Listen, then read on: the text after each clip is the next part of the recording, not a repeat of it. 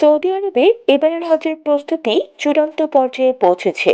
পবিত্র হজ পালন করতে ইতিমধ্যে মক্কায় পৌঁছেছেন বিশ্বের নানা প্রান্ত থেকে আসা প্রায় 13 লাখ মুসল্লি।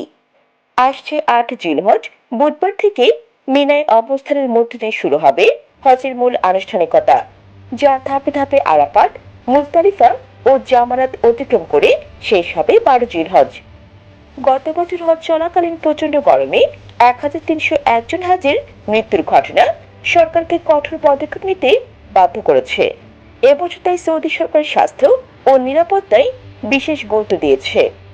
মক্কা রাস্তায় বসানো হয়েছে 400-এর বেশি মিস্টিং ফ্যান এবং পানি কুলার।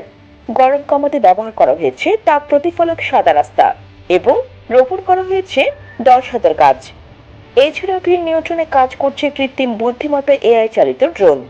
চলতি বছরের হজে অংশ নিচ্ছেন প্রায় 18 লাখের বেশি মুসল্লি, যাদের মধ্যে সবচেয়ে বেশি এসেছেন ইন্দোনেশিয়া, ভারত, পাকিস্তান, বাংলাদেশ এবং আফ্রিকার বিভিন্ন দেশ থেকে।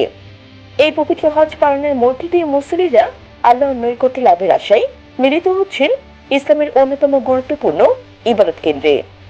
জানাতুল আসসালাম, নিউজ ডেস্ক, ঈদগাঁও টিভি।